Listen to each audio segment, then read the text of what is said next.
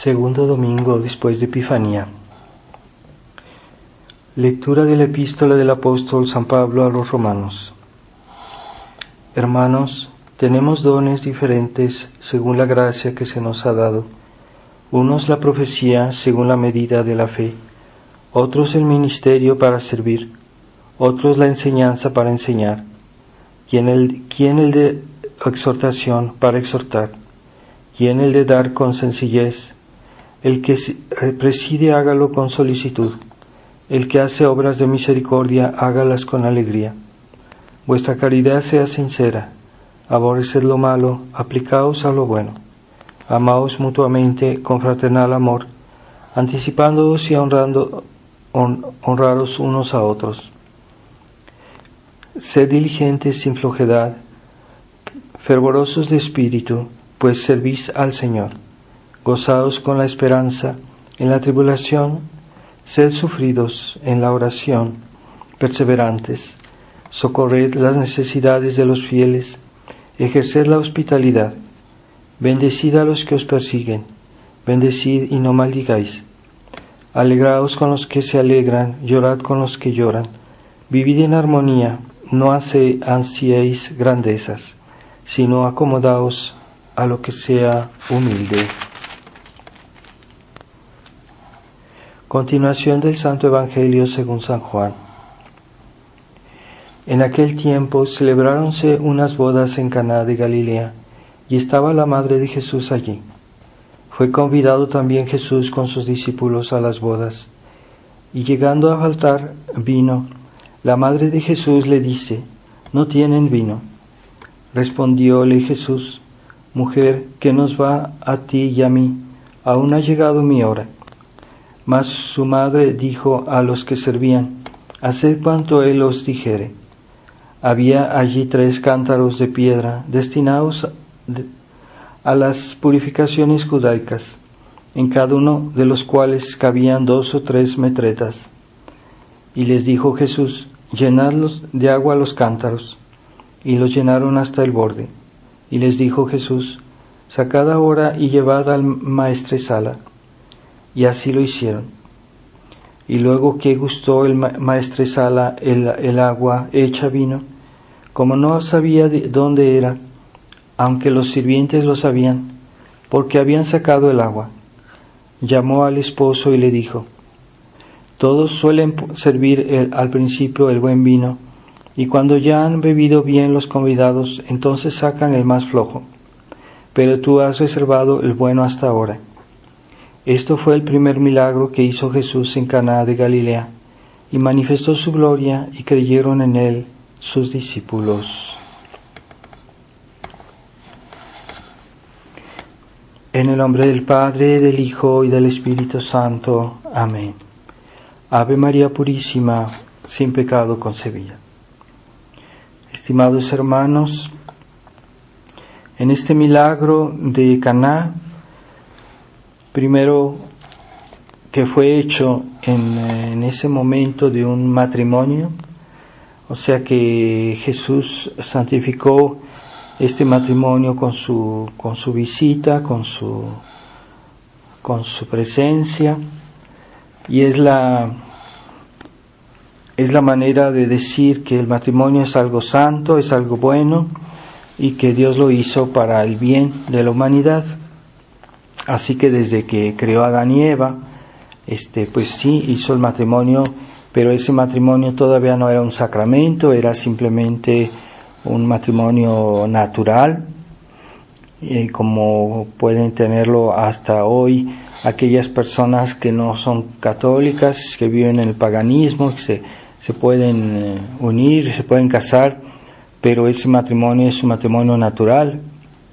La diferencia del matrimonio cristiano es que es un sacramento, o sea que nuestro Señor, para que los que son católicos se casen, se unan, se funden una familia, un hogar, necesitan recibir este sacramento. Y este sacramento no es solo la unión, el de matrimonio, sino también la gracia que Dios les da para que puedan vivir bien esa vida de familia, de esa vida conyugal, esa vida de familia, de que ese hogar sea santificado.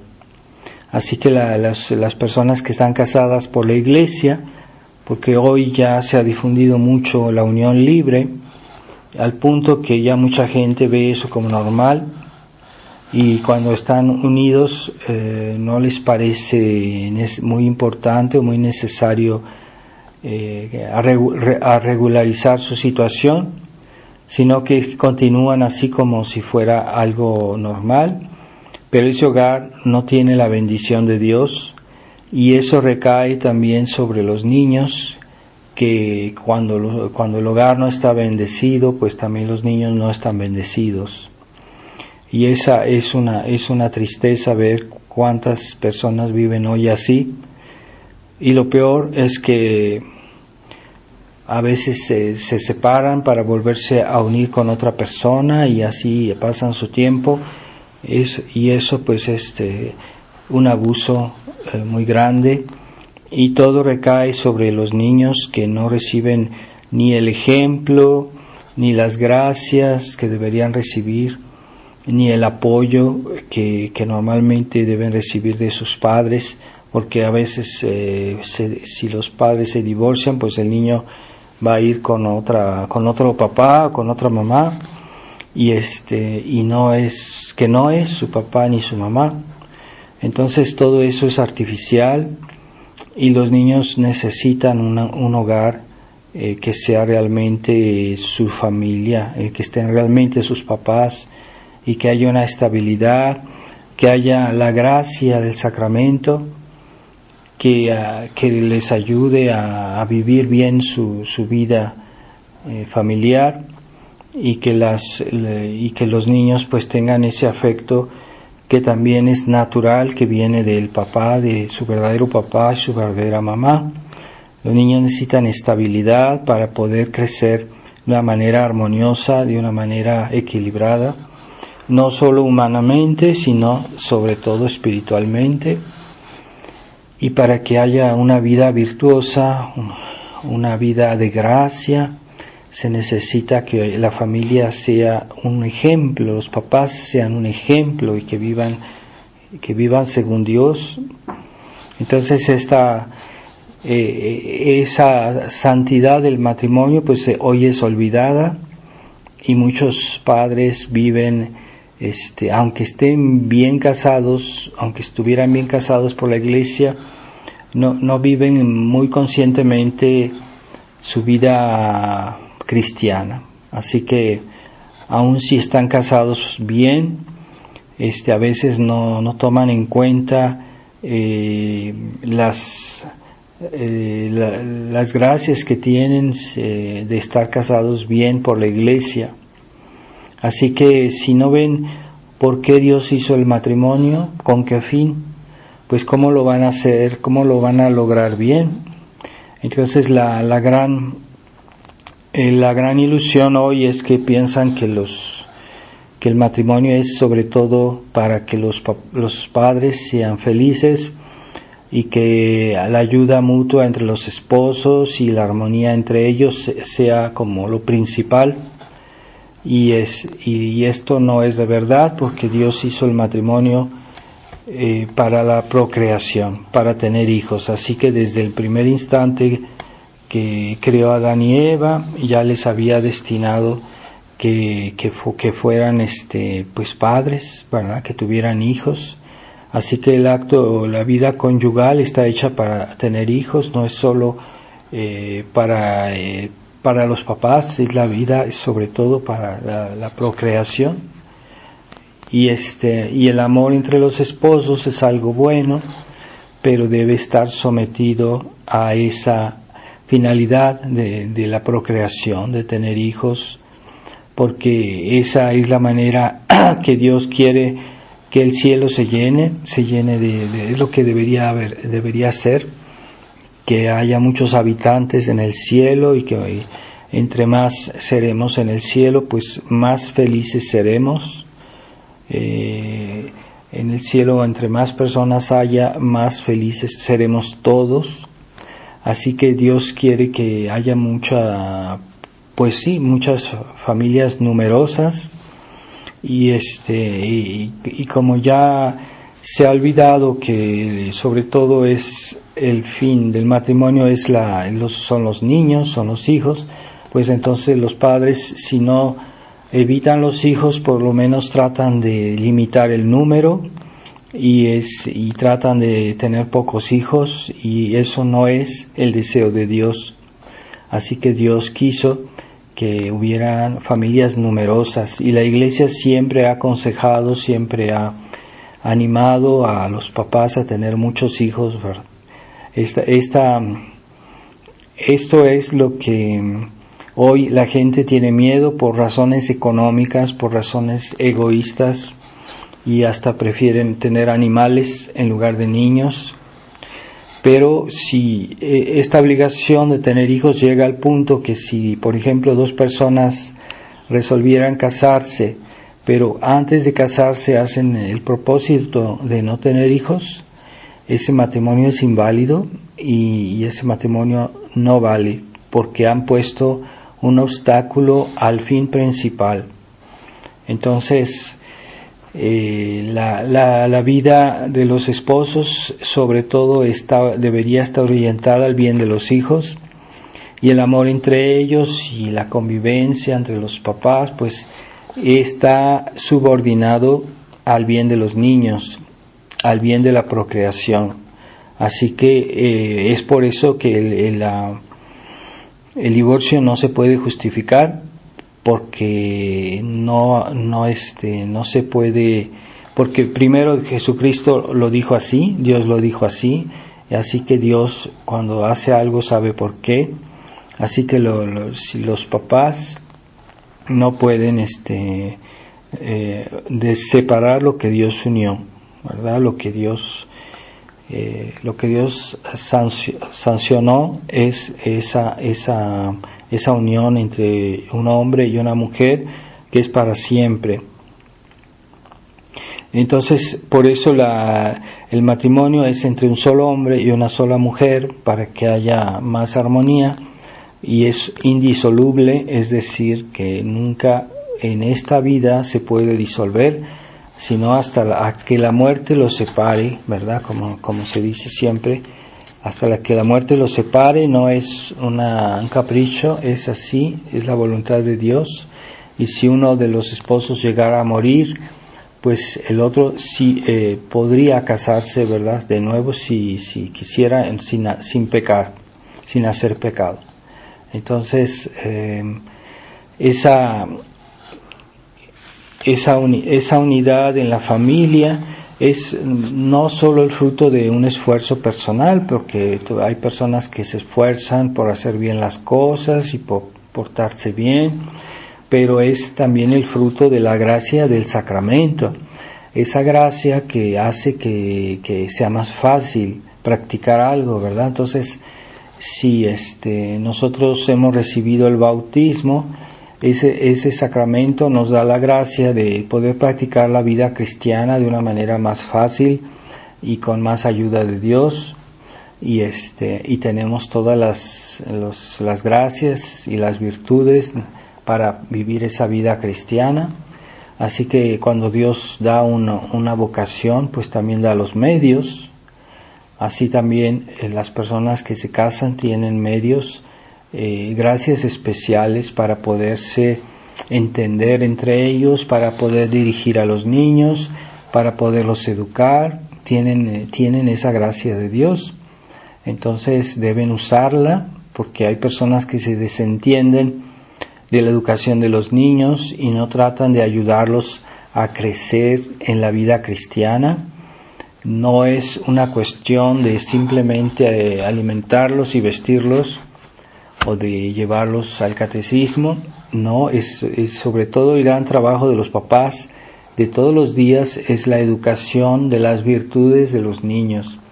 Que los niños aprendan a ser obedientes, que los niños aprendan a ser humildes, que los niños aprendan a ser trabajadores, que los niños adquieran todas las virtudes.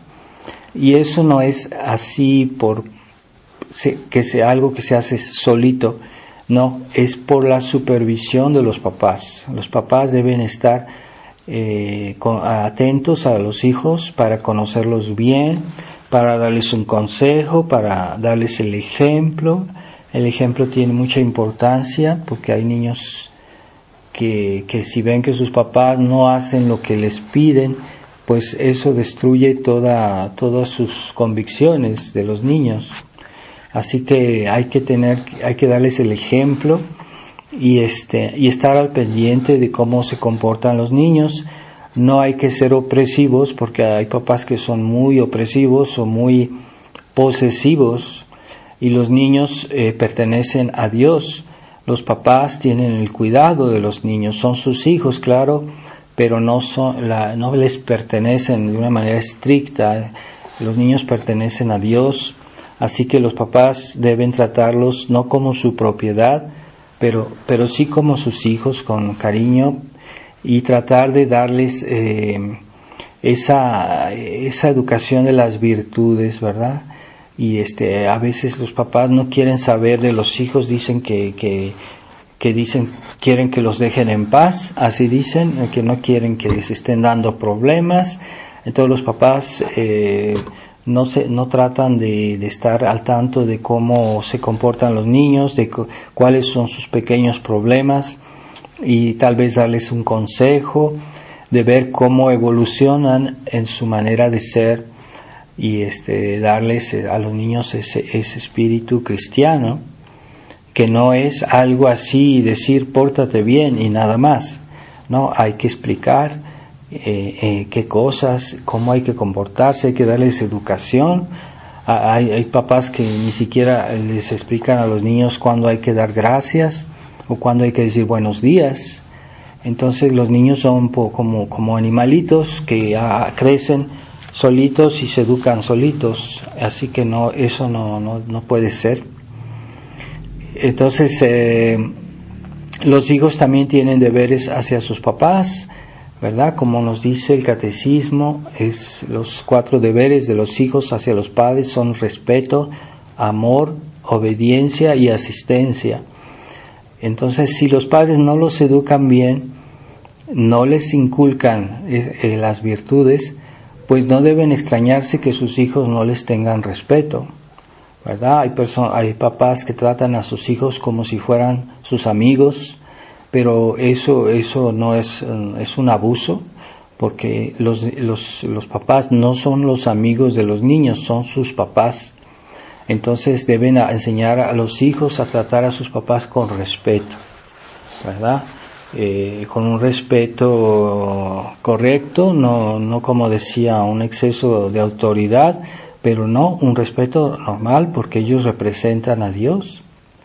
Y así los hijos van a practicar bien sus deberes como hijos, pero a veces los niños solitos no van a comprender bien sus deberes, así que los padres deben ayudarlos a comprender, ¿verdad?, por qué deben ser respetuosos, que deben amar a sus papás, ¿verdad?, que deben respetarlos, porque a veces hay papás, por ejemplo, que el papá critica a su esposa delante de los niños, o hay mujeres que critican a su esposo delante de los niños, entonces hacen que los niños pierdan el respeto y el amor a sus papás. Aun si fuera cierto lo que ellos dijeren, no es correcto. Deben ellos siempre inculcarles a sus hijos el respeto, ¿verdad? Porque si ellos le hacen perder, uno de los cónyuges hace perder a los hijos el respeto a su otro cónyuge, entonces los niños también le van a perder respeto a él o a ella. ¿Por qué? Porque les están haciendo perder el respeto al otro esposo o a la otra esposa, y eso mismo hace que los niños también pierdan el respeto por el papá o la mamá que da ese tipo de consejos o de malos ejemplos. Así que hay que tener cuidado. La obediencia no es automática, hay que No es decir, tú tienes que hacer esto porque tienes que hacerlo, sino explicarles a los niños que cuando uno obedece, está obedeciendo a Dios, y que los padres están ahí para pues representar a Dios. Entonces la obediencia no debe ser esa obediencia ciega que ha hecho tanto daño hoy. Por ejemplo, respecto a la autoridad de la Iglesia, muchas personas han optado por esa obediencia ciega y que no es cristiana. No hay que tener una obediencia ciega, hay que tener una obediencia, hay que tener espíritu de obediencia, pero no es completamente ciego. A veces podemos darnos cuenta que hay una anomalía en una orden, pero en general no la cuestionamos. No hay que cuestionar todas las órdenes que se dan, o no hay que estar viendo que a lo mejor esto no es cierto, a lo mejor aquello no. Pero en ciertos casos uno sí, si uno nota que hay una anomalía, y puede pasar que una autoridad de una orden que sea mala, en ese caso no se debe obedecer. Entonces no es una obediencia ciega en el sentido absoluto, pero también hay que explicar que no siempre hay que estar dudando de todo lo que se les dice, porque también eso está mal, ¿verdad? Y cuando hay algo malo, pues uno a veces lo percibe enseguida, porque es muy evidente. Después, el deber de los hijos de asistencia. Si los padres los han formado con un espíritu de egoísmo, de hacer de ellos el centro de todo, el centro de no pedirles hacer esfuerzos, de no pedirles de ser agradecidos, no pedirles de tener consideración con los demás. Entonces, si ellos han creído siempre el centro del universo, esos niños se van a volver egoístas y van a creer que a todo tienen derecho y que no tienen deberes, porque hay que enseñar a los niños, hay que darles amor, pero no hay que hacerles creer que no tienen deberes. Entonces ya desde niños deben aprender a pensar en los demás. Hay papás que aman tanto a sus hijos que los hacen como pequeños dioses. No hay que tocarlos, no hay que molestarlos, no hay que pedirles nada que no les guste, que no quieran hacer. Entonces se vuelven egoístas, se vuelven muy egocéntricos, y después se extrañan cuando esos niños crecen, que los niños no los apoyan, y hay niños que no consideran a sus papás en sus necesidades y no tratan de tener consideración cuando sus papás tienen algún día una dificultad o alguna necesidad. No se preocupan de eso.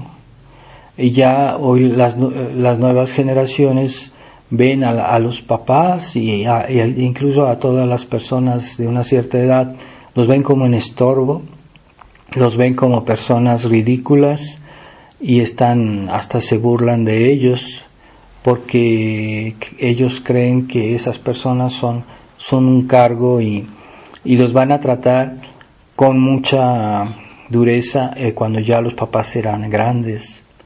Ese es el fruto de una mala educación, en la cual no se inculca el espíritu de sacrificio, el espíritu de abnegación, ¿verdad? Hoy es todo lo que tú quieres, lo que a ti te gusta, lo que no te moleste.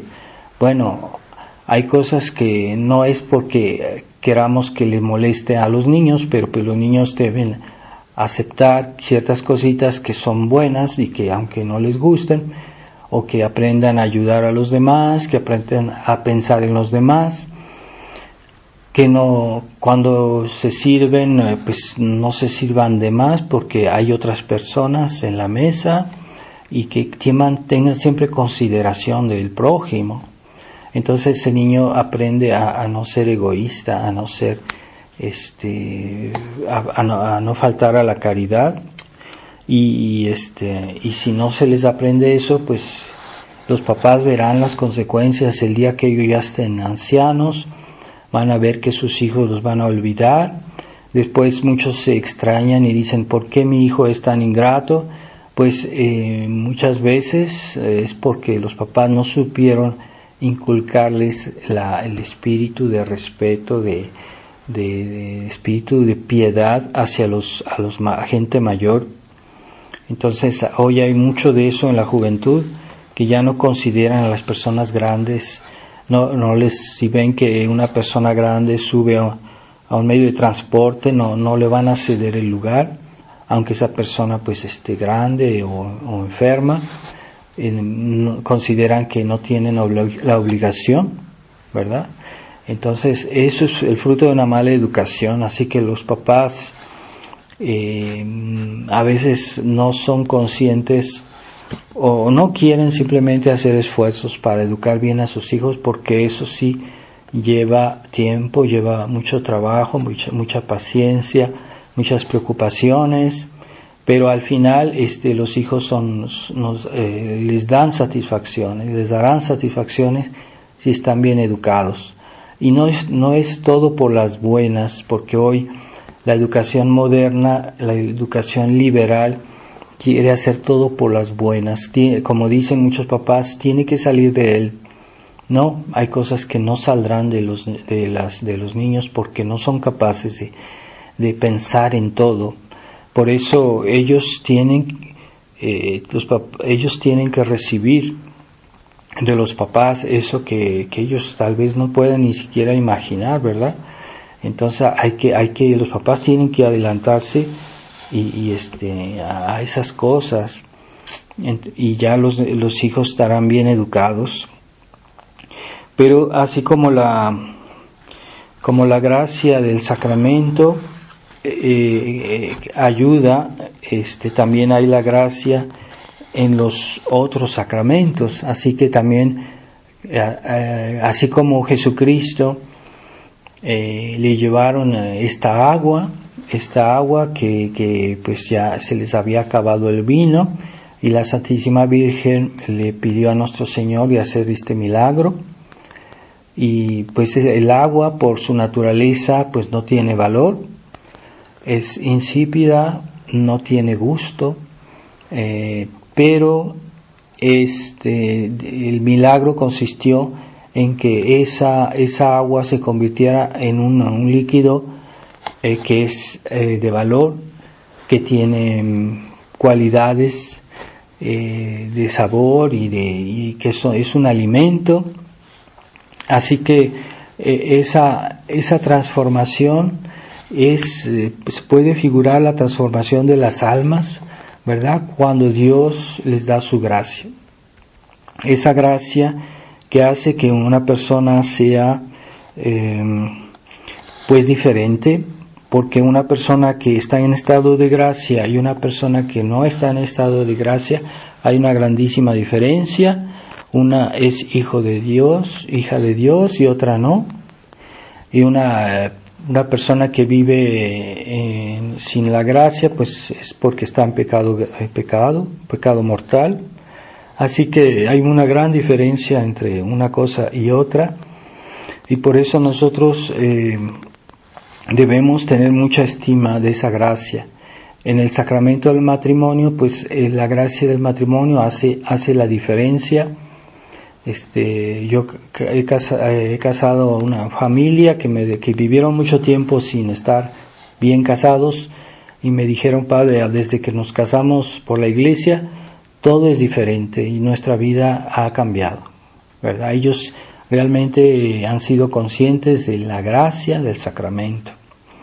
Entonces, pues esa gracia que nosotros recibimos en el bautismo, pues esa no es que sea la gracia sola, porque cuando se nos da la gracia tenemos todas las virtudes junto a la gracia. Entonces no es la gracia sola. Entonces la gracia hace que seamos hijos de Dios. La gracia nos da todas las virtudes teologales y cardinales, así que las virtudes cristianas, aunque cuando se reciben al principio, pues se puede decir que todavía hay que desenvolverlas, hay que hacer que crezcan, pero aunque no estén bien desenvueltas, pues son verdaderas virtudes, y ya todo ese que le llaman el cortejo de la gracia son todas las virtudes cristianas, que ya tiene, por ejemplo, un niño que ha sido bautizado, ya tiene todas esas virtudes, pero todavía no es capaz de ejercerlas, así como también no es capaz de caminar, no es capaz de hacer algo con sus manos, pero ya las tiene esas virtudes. Así que la gracia es para nosotros una fuerza que está presente, ¿verdad?, en nuestra vida, y que nos ayuda a vivir bien la vida cristiana, y que nos ayuda a crecer en la caridad, a crecer en el mérito y a crecer en el conocimiento de Dios. Así que de este crecimiento depende nuestra felicidad en la otra vida. Entonces, cuando un alma ha sido transformada porque recibió la gracia, pues es así como el agua de Caná, que fue transformada en un buen vino, el mejor de los vinos, porque es el que hizo Jesús. Así que las almas hoy están como abandonadas porque mucha gente vive en pecado mortal. Entonces, pues están a sus fuerzas, porque no tienen todas las gracias que Dios les podría dar para ser buenos, para salvarse, para perseverar en el bien, para santificarse. Entonces hay una ausencia de gracia en la sociedad hoy que cada día es más evidente, y nosotros vemos cómo el mundo cada vez se siente como más vacío de la presencia de Dios. Pero Dios está presente en las almas por su gracia. Así que si la gracia ya no está o disminuye, pues también Dios se ausenta, que es señal de que Dios se ausenta. Entonces, en lo que pasa hoy en la iglesia, ¿por qué hay tantos problemas? ¿Por qué tantos males? Es porque cada vez la gracia, los hombres no siguen la gracia o no la poseen. Entonces, por eso es posible que haya cada vez más males en la iglesia, y más pecados, y más desorientación, ¿verdad? Entonces, hay una conversación de Lucía de Fátima en la cual ella hablaba, que decía que, hablando con un sacerdote, el padre Fuentes, que era un sacerdote mexicano, ella le explicaba que había hoy en el mundo, en la iglesia, una desorientación diabólica, sobre todo en los pastores. Esa desorientación diabólica, pues quiere decir que el demonio tiene más poder hoy dentro de la iglesia, porque hay una crisis, porque hay una ausencia de la gracia. Entonces, ya Lucía de Fátima advertía de esa desorientación diabólica que permitía que hoy muchos sacerdotes, hombres de iglesia, estuvieran desorientados y que hicieran cosas que no son correctas. Entonces, pero eso es algo que se puede decir más bien una desorientación de la fe, de lo que hay que hacer, de lo que no hay que hacer, ¿verdad? Entonces es un aspecto del problema, porque se puede decir que hay también algo más, otro fenómeno espiritual que cada vez parece más evidente, y es el de una degradación espiritual. Es decir, no solo la desorientación, porque cuando uno está desorientado es porque no entiende qué es lo que debe hacer, pero no solo la orientación, sino también la fortaleza, toda esa fuerza que necesitamos para vivir bien la vida cristiana. Se puede decir que hoy hay una especie debilitamiento en las almas. Y Jesús dijo que que llegarían tiempos en el que la abundancia de la iniquidad, es decir, del pecado, de los excesos, de los males, sería tan grande que la caridad de muchos se enfriaría. Es decir, que nosotros que vivimos en un mundo en que cada vez Dios está menos ausente y que el demonio el pecado está más presente, tenemos el peligro de enfriarnos en nuestra caridad. Entonces hay una verdadera degradación espiritual que se constata en el mundo. Es algo que cada vez es más evidente, que gradualmente se hace más grave, y que no solo es en los fieles, sino también en los eclesiásticos. No todos forzosamente, pero incluso dentro de la tradición, y que hay un debilitamiento espiritual. Entonces debemos ser conscientes de eso, porque nosotros también nos podemos dejar influenciar por eso. Entonces un debilitamiento espiritual no solo en la lucidez de las cosas de la fe, de las verdades de la fe, como sería esa desorientación diabólica, sino también en la degradación de nuestras convicciones, de nuestra prudencia, de nuestra fortaleza. Vemos que mucha gente cada vez como que ya no tiene tanta estabilidad espiritual. Hay una ceguera que se instala o que crece, que hay personas que están bien, pero con el tiempo se degrada su vida espiritual, como que si hubiera una especie de degradación en las almas en general. Yo no digo de una persona o de otra, sino en general, esa tendencia a debilitarse espiritualmente. Y es algo que yo lo veo cada vez más palpable. Entonces, como si la presencia del Espíritu Santo y de su gracia estuvieran cada vez menos presentes en la iglesia, en el mundo. No es que estén completamente ausentes, pero cada vez se siente como más esa debilidad espiritual en las almas, esa ceguera, esa tendencia a no hacer bien las cosas según la vida cristiana. Cometen muchos errores y cada vez minimizan más la importancia de las cosas. Entonces hay una tendencia a la cual debemos estar atentos, y para que no nos dejemos influenciar y para que reaccionemos, para que no nos vayamos no nos dejemos debilitar. Hay varios elementos que concurren a esto. Puede ser el ejemplo que recibimos de las personas que nos rodean en el mundo. El mal se fortalece, los errores se difunden con más facilidad, la gente es menos respetuosa de los valores, y la iglesia pues cada vez está peor. El Papa dice barbaridades, y todo eso nos afecta de alguna manera, nos debilita. Así que debemos reaccionar y rezar más, ¿verdad?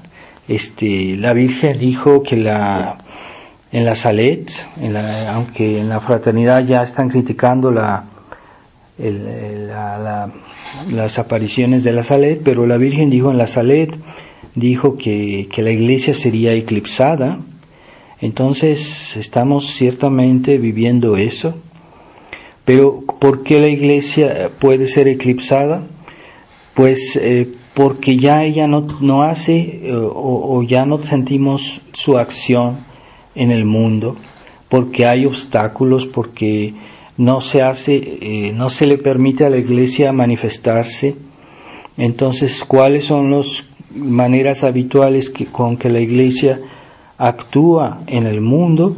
pues son por su magisterio, es su acción de enseñanza de la Iglesia. Por segundo lugar, por su acción santificadora, que es por los sacramentos, la Santa Misa. Y después por su acción directiva, es decir, por los preceptos y las ordenanzas de la Iglesia que hoy ya los pastores no dan buenas directivas y eficaces, porque todo está inspirado en una nueva doctrina, en una nueva pastoral, y por eso pues ya las almas no son dirigidas, no se les da los buenos consejos, y eso es la obra de la Iglesia. Entonces, si la Iglesia ya no enseña, ya no santifica y ya no dirige, pues se puede decir que está eclipsada. Es justo, porque ya la Iglesia no recibimos su calor, su acción. Entonces, por ejemplo, hoy el Papa pues está en ruptura con la tradición de la Iglesia. Entonces, ¿cómo va a dar un buen magisterio? ¿Cómo nos va a enseñar la verdad si no la quiere enseñar? ¿Verdad? El silencio de los hombres de Iglesia. Se observa que cuántos pastores, por no perder su lugar, por no perder sus ventajas, no quieren enseñar la verdad de la Iglesia, la tradición de la Iglesia. Entonces están eclipsando, por su silencio, están eclipsando la acción de la Iglesia, y son responsables de eso. Y después pues la rareza cada vez mayor de los verdaderos sacramentos y de la verdadera misa, por unos nuevos sacramentos, una nueva misa que Monseñor Lefebvre calificaba de bastardos, o sea, los sacramentos bastardos de la Iglesia conciliar, porque son una conciliación con el espíritu protestante, con el modernismo. Entonces esos sacramentos, esa nueva misa, nunca harán santos, ¿verdad? No habrá, la Iglesia conciliar no puede haber santos, porque no tienen los medios de santificación. Los sacramentos conciliares no pueden producir santos, no pueden producir almas santas, no pueden. Hay personas en la Iglesia conciliar que yo no digo que sean gente perversa siempre, pero hay personas buenas, hay personas humanamente buenas, pero ya no pueden alcanzar la santidad si no tienen a su mano los verdaderos sacramentos, la verdadera misa, ¿verdad? No la misa protestante, la misa, esa misa que Monseñor Lefebvre decía que era intrínsecamente mala, porque ya no es católica, así que no podemos creer en esa misa. No podemos asistir a esa misa, ni aconsejar a nadie a ir. Habría que añadir también cómo el liberalismo práctico, el espíritu liberal ha invadido la mente no solo de los fieles, sino también de los pastores. Y incluso hoy en el tradicionalismo se observa que muchos tradicionalistas tienen espíritu liberal, particularmente en la Fraternidad San Pío X, cómo se han cambiado las personas, ya no son como antes, no son que eran, antes eran gente de convicciones, gente de combativa. Hoy eso se corrompe, se va debilitando.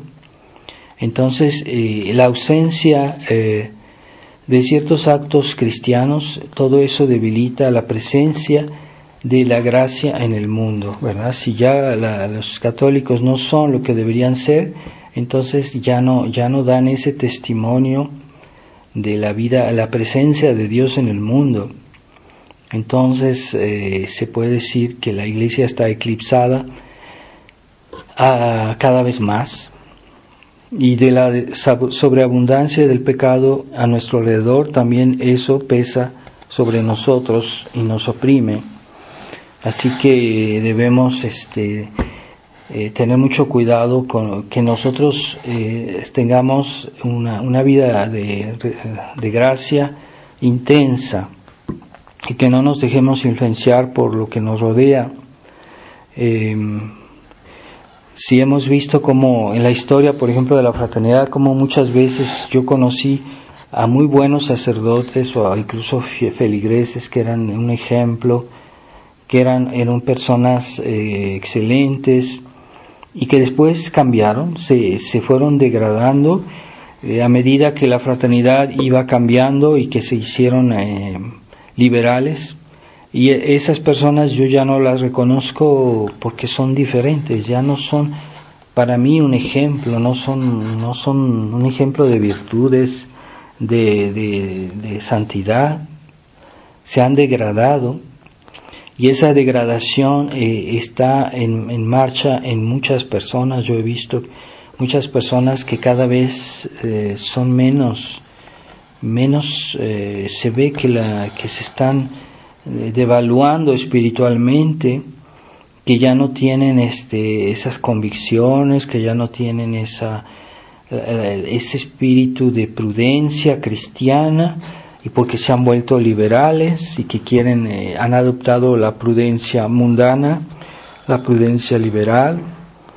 Ya no tienen la fortaleza como antes tenían para hacer bien su vida, sus obligaciones, y que ya están metiendo excepciones aquí, excepciones allá. Entonces las actitudes ambiguas se generalizan y ya la gente se está tomando ese estado de ánimo que hay en el mundo, y eso es el espíritu liberal. Y vemos como a muchos católicos de la tradición se han hecho acuerdos con Roma, que antes eran de la Fraternidad San Pío X, como los padres que fundaron la Fraternidad San Pedro eran sacerdotes de la Fraternidad San Pío X, pero ellos aseguraban que que cuando hicieron tratos con Roma, con el cardenal Ratzinger, aseguraban que no iban a cambiar en sus convicciones ni modificarían nada en sus principios, y no es verdad, porque desde el momento en que están comprometidos con la Iglesia conciliar, se degradan las personas y ya no son iguales. Y nosotros vemos como una persona que hace compromisos en sus principios, y ya después no va a ser la misma persona, aunque diga que no lo va a hacer, aunque diga que siempre va a tener sus mismas convicciones.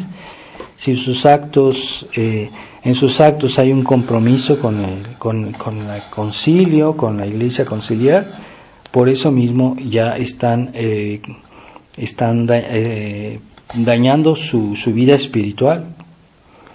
Así que el silencio de los pastores también, ¿verdad? Cuando una persona tiene un cargo, tiene una obligación y debe hablar en un momento determinado y no lo hace, pues está haciendo una falta porque su deber es cuidar a los que dependen de él. Entonces no podemos guardar silencio. Entonces cuando se adquiere, uno se pone en esa inmovilidad espiritual, uno entonces retrocede. Y es por eso que los sacerdotes incluso se pueden debilitar espiritualmente si no hacen sus deberes, los principales deberes, que es el mantenimiento de nuestros principios católicos. Eso es más importante que los demás deberes, así que no es igual. Hay otros deberes que son secundarios, que también, pero eso, aunque una persona, por ejemplo, haga tenga ciertos deberes,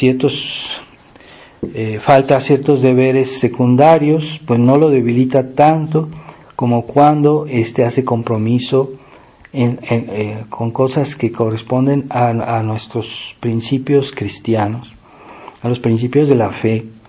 Entonces, el hecho de hacer acuerdos con Roma, eso es transigir, porque se están exponiendo a debilitar su fe a que Roma los condicione y que no los deje más enseñar toda la verdad a los fieles.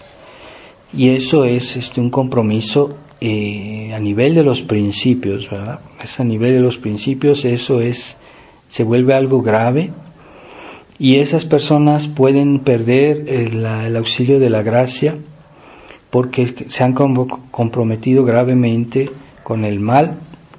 Entonces no es de extrañarse después que cometan actos que uno dice, pues esta persona nunca hubiera hecho esto antes, pero después ya los hace porque ya su mente ha cambiado, ya han cambiado de espíritu, se han vuelto liberales, entonces ya transigen en muchas cosas que corresponden a la fe. Y en la fe, en la vida espiritual, el que no avanza retrocede. No podemos estar siempre estables, así que siempre hay que luchar, hay que tratar de crecer en esta vida cristiana. Entonces, de la misma manera que los esposos tienen que vivir esa gracia del sacramento que han recibido para el matrimonio, de la misma manera todo cristiano debe vivir las gracias que ha recibido en todos los sacramentos, en los demás sacramentos, ¿verdad? Por ejemplo, de bautismo, de confirmación, y los sacramentos que uno recibe seguido, como la confesión, la comunión, pues nos dan la gracia de Dios, pero esas gracias que recibimos debemos conservarlas, que no se desparramen, que no se disipen. Así que una persona que recibe gracias de Dios debe tratar con cuidado de no disipar su espíritu, de vivir en un cierto recogimiento para no perder el fruto de esos sacramentos que ha ido recibiendo a lo largo de la vida. Y si tiene cuidado, pues normalmente debería crecer en el grado de gracia y no para permanecer estable, no, debería crecer, y tampoco debería retroceder, ¿verdad? Porque hay personas que retroceden porque su vida cristiana se degrada, y es el fenómeno que hoy vemos mucho, se está viendo más, y yo lo constato mucho en muchas personas, incluso en sacerdotes, en eclesiásticos, que hay una degradación espiritual y que la gente se debilita espiritualmente y hacen cosas que uno a veces dice, ¿por qué hacen esto? Yo de esta persona nunca hubiera pensado que se comportaría de esta manera o que hubiera hecho esto. Entonces hay que tener mucho cuidado en permanecer estables en la vida espiritual. Por eso hoy en nuestro tiempo el espíritu de oración se ha vuelto mucho más importante. Hay que tener una vida de oración, no solo hay que rezar, hay que tener una vida de oración y rezar bien nuestro rosario con mucha atención, con mucha devoción, con mucha fe, no sentimentalmente, sino con fe, con convicción, y también con amor a Dios, y eso nos va a fortalecer, ¿verdad? No hay que disiparse. Es muy fácil disiparse cuando uno entrega su corazón a diversiones o distracciones que no son completamente correctas, ¿verdad? Hoy es muy fácil todo ese tipo de distracciones, entonces debemos conservar la estabilidad interior y no darnos a esas ciertas cosas que no son completamente conformes a la fe. Y si lo aceptamos, pues estamos haciendo un compromiso con el mundo y eso nos debilita. Así que cuando estamos viviendo una situación semejante a la que vivieron los apóstoles cuando nuestro Señor fue apresado, fue torturado, fue crucificado, los apóstoles todos se desorientaron, todos huyeron, todos se escondieron, perdieron la estabilidad espiritual, se desanimaron, hasta lo negaron. Pero ese tipo de de actitudes hace que se debilita la fe de una persona. Entonces, los padres de la Iglesia decían que cuando hubo la pasión de nuestro Señor, la única que conservó totalmente la entereza de la fe y de la profesión de la fe fue la Santísima Virgen, y que la totalidad de la fe de la Iglesia, o sea, no digo que los apóstoles perdieron completamente la fe, pero sí la pusieron, estaba muy debilitada. Entonces los padres de la Iglesia decían que en ese momento la entera profesión de la fe se refugió, toda la fe de la Iglesia fue a refugiarse en el corazón de María, y fue ella que no dudó, que no disminuyó ni su fe, ni su esperanza, ni su caridad, ni ninguna virtud, permaneció igual de ferviente. Entonces ella es el modelo para nosotros en estos tiempos de tinieblas que estamos viviendo, en esta crisis cada vez más acentuada, y debemos tomarla como protectora, todos aquellos que queremos conservar la fe sin compromiso, sin debilitamiento, sin corrupción. Entonces hay personas que empiezan a debilitar su fe. No quiere decir que la han perdido, pero sí la han disminuido y ya no representan la totalidad de la fe de la Iglesia. Entonces siempre debe haber personas que representen por lo menos la totalidad de la fe de la Iglesia, porque si no la Iglesia ya hubiera sido destruida. Entonces siempre habrá alguien o algunos que conserven la totalidad de la fe, y esos representan a la Virgen María como ella lo hizo en la pasión de Cristo.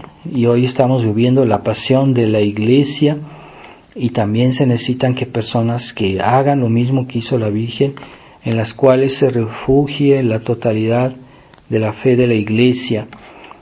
No es el caso de todos aquellos pastores que están disminuyendo la profesión de la fe y que ya no la quieren enseñar totalmente. Ellos no están ya representando la totalidad de la fe de la Iglesia, tal vez parcialmente sí, pero no la totalidad. Pero la Iglesia necesita personas que no transijan en esa profesión de la fe. Así que Dios nos conceda esa gracia y tengamos una especial devoción, sí, al corazón inmaculado de María, porque es el modelo de la perfección en la fidelidad a la gracia, pero particularmente también a Nuestra Señora de los Dolorosa, que fue fiel en ese momento de incertidumbre y de crisis que vivieron cuando nuestro Señor fue crucificado. Así que vamos a pedirle a la Virgen María que nos dé esa fidelidad de la gracia a nosotros, a todos, a las familias católicas, a las personas que quieren vivir su vida cristiana en familia, y a todos los que tienen alguna función dentro de la Iglesia como pastores, para que sean fieles a la integridad de la fe, que no es solo de corazón, no solo es de pensamiento. La integridad de la profesión de la fe es también por los actos, y un pastor es una persona pública, no es una persona privada. Así que si no hace profesión pública, puede afectarle a él dentro de su corazón en su profesión de la fe. Así que no hay que hacerse ilusiones, decir yo sigo creyendo lo mismo, pero no hago todo lo que corresponde a mi fe. Es una ilusión. Debemos hacer los actos que corresponden a la fe para que nuestra profesión sea completa.